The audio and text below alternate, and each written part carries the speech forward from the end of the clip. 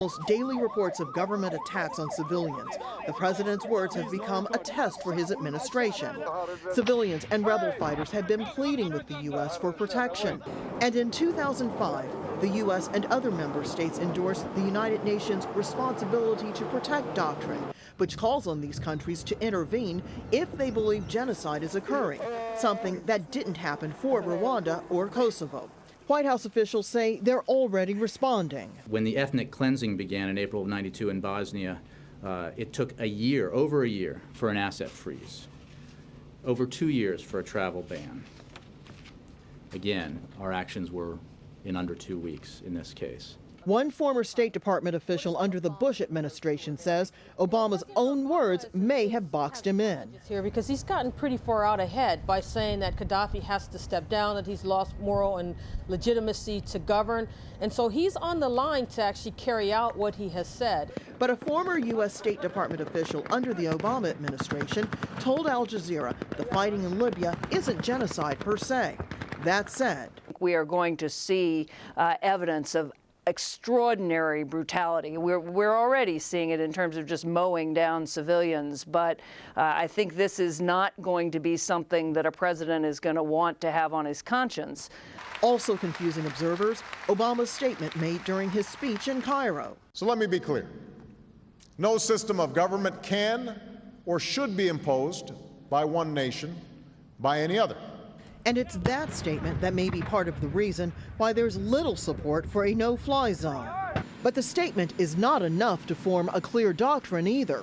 Instead, Obama has been dealing with popular uprisings in the Middle East on a nation-by-nation basis, and always with the intent, he says, of letting the citizens determine their fate. Rosalind Jordan, AlJazeera, Washington. America's top diplomat says that any action against the Gaddafi government, including a no-fly zone, would require broad international support. We believe it's important that this not be an American or a NATO or a European effort. It needs to be an international one. And there is still a lot of opposition, as you probably know, within the Security Council. But we're working to try to come up with a good, solid international package.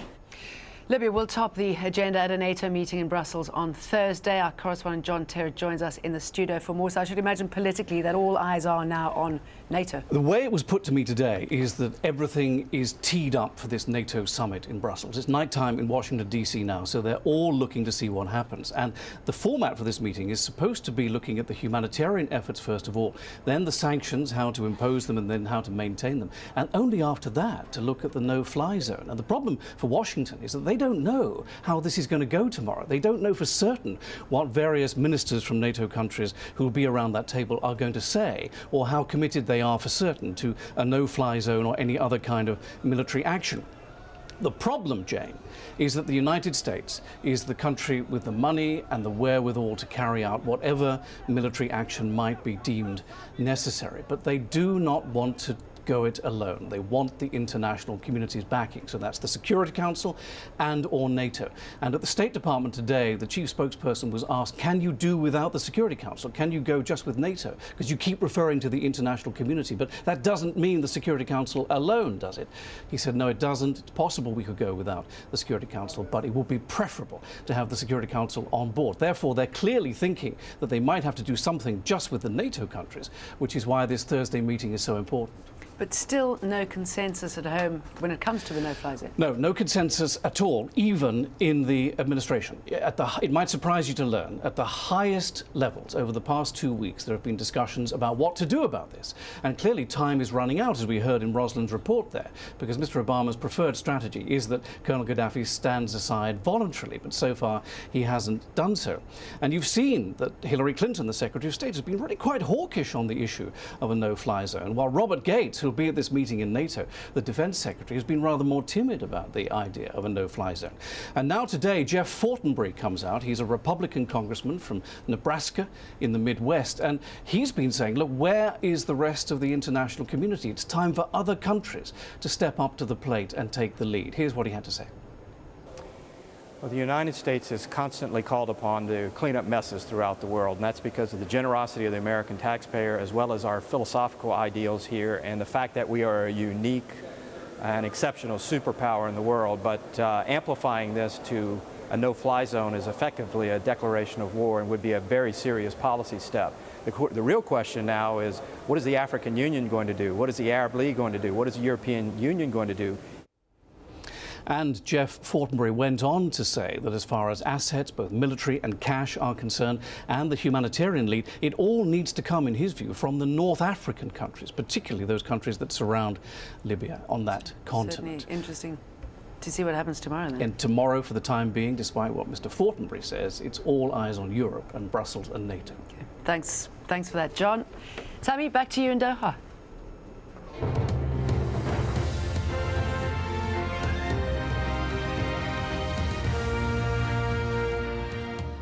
Egyptian police have arrested several people after clashes broke out in Cairo's Tahrir, or Liberation Square. Protesters remained camped in the square since last month's revolution to demand swift political reform. They say armed supporters of the ousted president, Hosni Mubarak, stormed the area on Wednesday, carrying knives, machetes and whips. They also say there were no police on hand to stop the violence. Well, Selma Said is a protester who was caught up in that violence. She says soldiers were among those who launched the attack. We were attacked by the army today and plainclothes thugs destroying the tents and beating up everyone. And I was very shocked to see the army coming with sticks and beating up everyone and destroying the tents over people's heads. As they were pushing us, they sexually harassed us as well in front of them. And I also, while being pushed, witnessed them attacking the medical point in the middle of Tahrir. We have a couple of doctors who set up like this medical place for anyone who needs medical care in the middle of Tahrir. And there were doctors wearing white coats, so it was very obvious that they are doctors. They also attacked them and broke the tents that had injured people inside. Egyptian authorities say 13 people were killed in Cairo on Tuesday night in fighting between Muslims and Christians. The violence has prompted further protests by Christian Copts in the capital, as Charlie Angela reports. Come join us. That's the cry from Egypt's Coptic Christians after a night of bloodshed in Cairo. More than a dozen Christians and Muslims are dead, killed by gunshot wounds, and more than 100 injured after violent clashes between the two communities. They attacked us last night. More than 300 were injured and more than 5 have been killed. Who will be happy with this? On Tuesday, hundreds of Copts blocked highways across Cairo in protest against a Muslim attack on their church in Seoul. They themselves were then set upon by a group of Muslims, and the two sides fought pitched battles for almost 4 hours. The scene of the fight still smouldering a day later. Egypt's Supreme Council has promised to rebuild the church burnt on Saturday, but protesters say bricks and mortar are not the issue. They feel discriminated against and blame the government for not confronting the sectarian tensions